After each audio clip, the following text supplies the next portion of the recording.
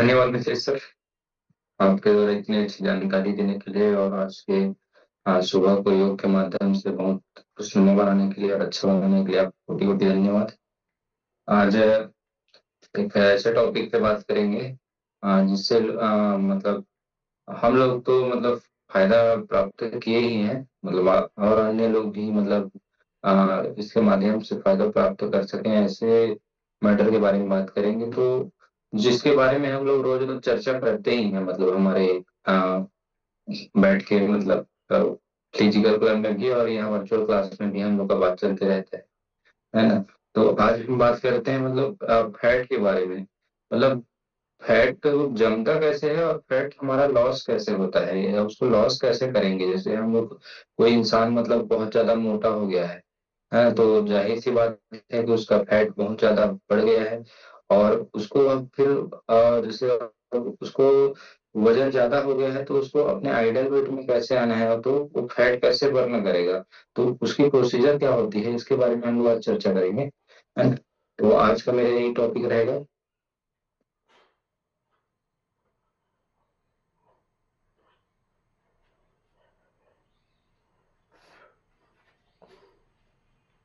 Fat कैसे घटेगा वह फैट घटने की प्रक्रिया को आसानी से हम लोग कैसे समझ सकते हैं, है ना। तो आप लोग जैसे कि सबसे पहले तो हम लोग को ये जानना होगा कि फैट बनता कैसे है। तो फैट बनने की जो प्रक्रिया है वो क्या होती है कि जैसे हम लोग हमारा जो दिनचर्या है जब वो बिगड़ जाता है, हम लोग बहुत ज्यादा मात्रा में वसा वाली चीजें खाते हैं, मतलब फैट वाली चीजें, और बहुत ज्यादा कार्बोहाइड्रेट जब हम लोग अपने शरीर को देते हैं, है ना। तो वही कार्बोहाइड्रेट और वसा मिलकर ट्राइग्लिसराइड के रूप में हमारे वसा कोशिकाओं में जमने लग जाता है। हमारे जो स्वस्थ कोशिकाएं होती हैं उसमें जमने लग जाता है, तो उसके उसमें मिलने की वजह से वो क्या हो जाता है, फैट बन जाता है, बहुत ज्यादा फैट हो जाता है ना। तो इस तरह हमारे शरीर में फैट जमने लगता है। तो अब उस जैसे ये तो हो गया, फैट जम गया। तो अब इस फैट के जमने की प्रक्रिया क्या रही होगी। तो ये जो फैट जो जमता है ना आपके शरीर में, वह एक दिन का नहीं रहता है ना। वह धीरे धीरे करके आप बहुत ज्यादा मात्रा में आपकी अनियमितता आप कर रहे हैं। जैसे कि आप खाना अनियमित ढंग से खा रहे हैं, अनियमित तौर पे खा रहे हैं, आपका खाने पीने का कोई समय नहीं है ना। जब खा भी रहे हैं तो बहुत ज्यादा मात्रा में खा रहे हैं और ऐसे चीजों को खा रहे हैं जिसको आपको नहीं खाना चाहिए। दूसरी चीज, जैसे आप अपने खाने पीने की समय का ध्यान नहीं रख रहे हैं, आपके जो खाने का समय है वो समय बेसमय हो रहा है, तो इसके वजह से भी आपका शरीर में फैट बनने लगता है ना। लेकिन ज्यादातर फैट आपके शरीर में कब बनेगी, जब आप अपने खान पान को अनियमित रखेंगे या अनियमितता होगी, है ना। और आप ज्यादातर ऐसी चीजों का सेवन करेंगे जो फैट को बढ़ाने वाली है। जैसे कि ज्यादा मात्रा में जो हम लोग ट्रांस ट्रांस फैट खाते हैं, सेचुरेट फैट खाते हैं, ऐसी चीजों को खाएंगे, या फिर ज्यादा मात्रा में कार्बोहाइड्रेट खाएंगे, तो इन सब चीजों से हमारा फैट बढ़ने लग जाता है।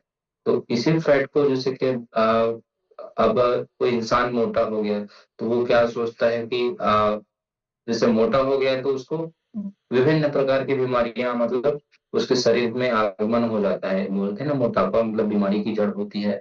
जितने भी राजयोग हैं, जैसे शुगर, बीपी जैसे बड़ी बड़ी बड़ी जो बीमारियां हैं, वो मतलब हमारे शरीर में उत्पन्न हो जाती है। किस वजह से, जब हमारे शरीर में फैट की अधिकता बहुत ज्यादा हो जाती है ना।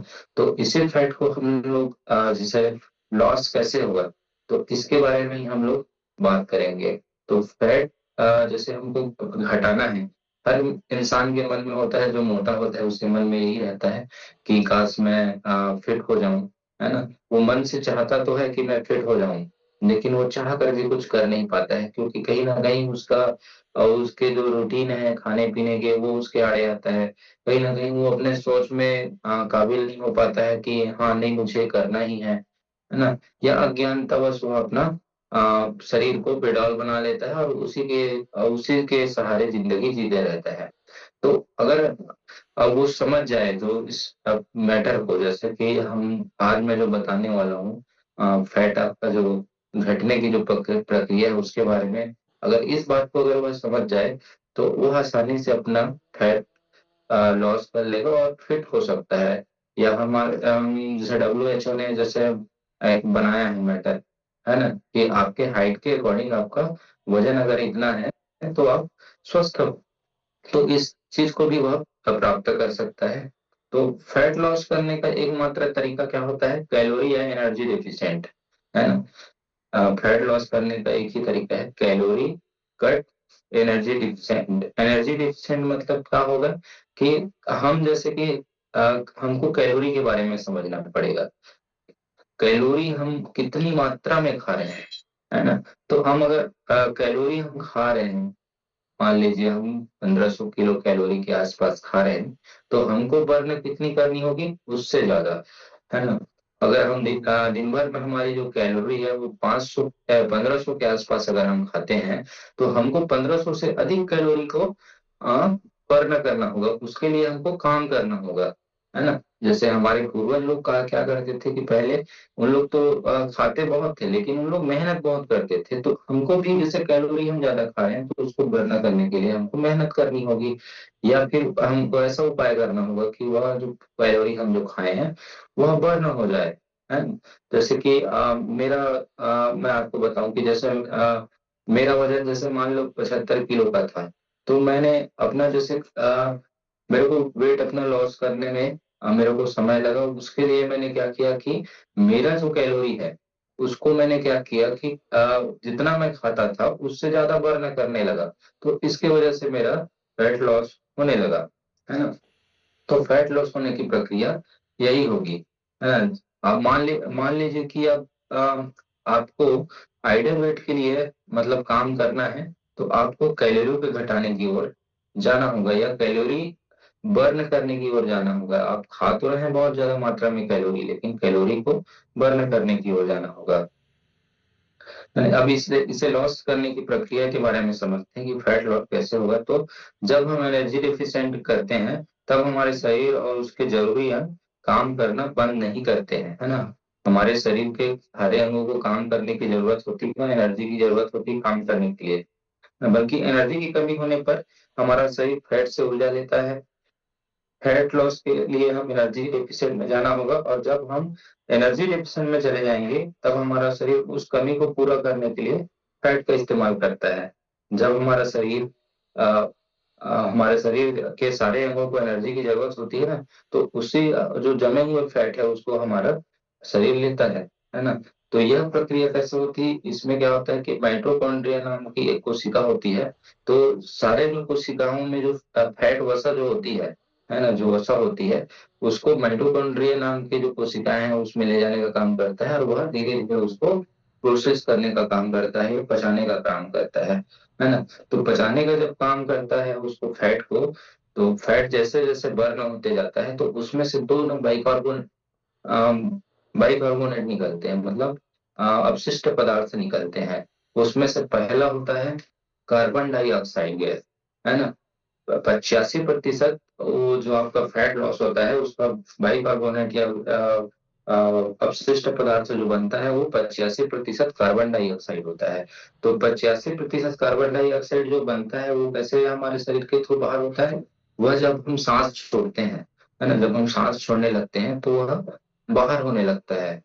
और उसके बाद में जो बाकी के जो 15% होते हैं वो पानी के रूप में अपशिष्ट बनते हैं। तो पानी के रूप में जो अपशिष्ट बनता है वो कैसे बाहर होता है? वो हमारे पसीने के थ्रू, या यूरिन के थ्रू, जब हम लोग बाथरूम करते हैं, या फिर जैसे कि हम लोग मान लीजिए एक्सरसाइज कर रहे हैं, हम लोग सुबह सुबह जैसे उठ के एक्सरसाइज कर रहे हैं, पसीना निकल रहा है, तो उसके थ्रू भी वो जो आपका जो फैट होता है वो प्रोसेस होकर बाहर निकलता है ना। तो हमारे शरीर में जो ये प्रक्रिया होती है, अगर ये कंटिन्यू कंटिन्यू निरंतर ये प्रक्रिया चलते रहती है, आप कंटिन्यू कंटिन्यू कैलोरी खाने की जो मात्रा है उसको आप जैसे कि मैंने बताया कि 1500 कैलोरी खा रहे हैं, और उससे ज्यादा ये सब 1600 1800 कैलोरी अगर प्रतिदिन आप बर्न कर पा रहे हैं, या अपने फिजिकल एक्टिविटी की वजह से या अच्छा से एक्सरसाइज करके अगर आप बर्न कर लेते हैं, तो आप फैट लॉस की ओर जाते जाएंगे,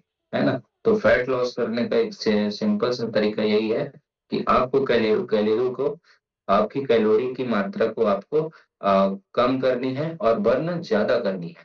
तो इस प्रोसेस के तहत में आप ना अपना फैट लॉस कर लेंगे, है ना। और दूसरा चीज जिससे फायदा हमको क्या मिलेगा, जो बाइकार्बोनेट के रूप में जो बाहर निकल रहा है ना, वो भी विषैले पदार्थ भी हमारे शरीर के अंदर उसके माध्यम से धीरे धीरे बाहर होते जाएंगे और हमारा शरीर डिटॉक्स होते जाएगा।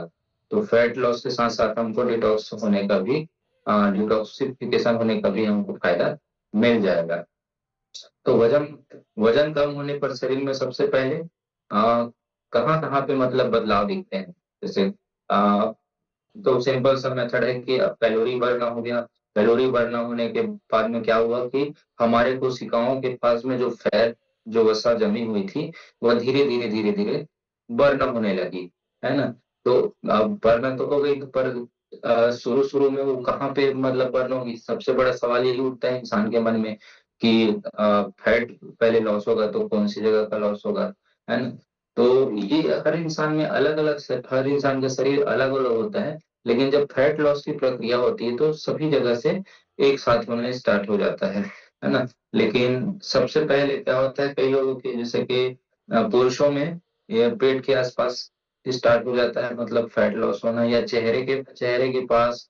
सबसे पहले तो चेहरे के पास का जो होता है ना फैट, वो लॉस होता है। उसके बाद में हमारे बीच का भाग, छाती के आसपास का भाग, उसके बाद में फिर लास्ट में पेट के आसपास के भाग का होता है।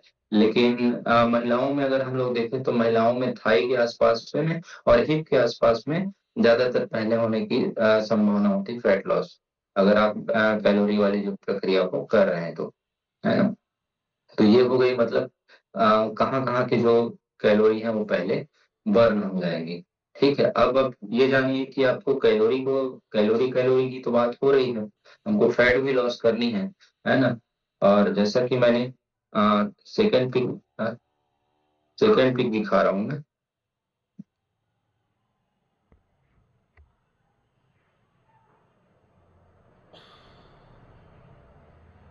ये जैसे कि दुखी इंसान और खुश खुश इंसान, है ना।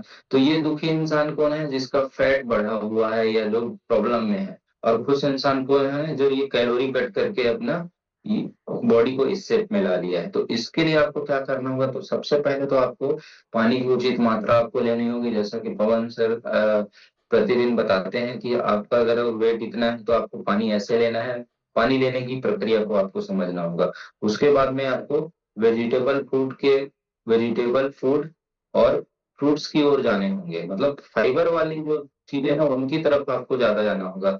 फाइबर की मात्रा, अगर आपको फैट लॉस की ओर जाना है तो 50% आपको फाइबर में आ जाना होगा। उसके बाद फिर रात में नींद पर्याप्त मात्रा में आपको लेनी है ना। आप कोशिश करिए कि आप 6 से 8 घंटे की नींद आपको जरूर मिल जाए। उसके बाद में चीनी जैसे पदार्थों को और ट्रांस फैट और जितने भी हम लोग संतृप्त वसा वाली चीजें जो खाते हैं, सेचुरेट फैट, है ना, ट्रांस फैट या फिर प्रोसेस फूड, ऐसे चीजों से बिल्कुल दूर रहें और कैलोरी को समझने का प्रयास करें। उसके बाद में नियमित एक्सरसाइज, जैसे कि मिथिलेश सर का बहुत बहुत धन्यवाद करेंगे कि प्रतिदिन हमको एक्सरसाइज या योग करा रहे हैं।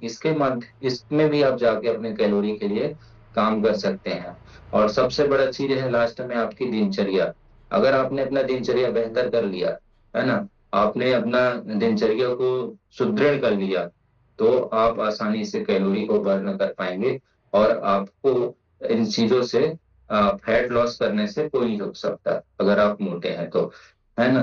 तो मोटे हैं तो इस नियम का पालन अगर आप करते हैं सारी चीजों का, जैसा कि मैंने बताया, फाइबर में आ जाइए, वेजिटेबल्स में आ जाइए, ज्यादातर फाइबर का मात्रा का सेवन करिए, ज्यादातर पानी उचित मात्रा में पीजिए, नींद पर्याप्त मात्रा में लीजिए और नियमित योग अभ्यास करिए ना, तो अवश्य ही आपको फायदा मिलेगा और आप एक जो इस पिक में जैसा दिख रहा है वैसे जर्नी को प्राप्त कर सकते हैं।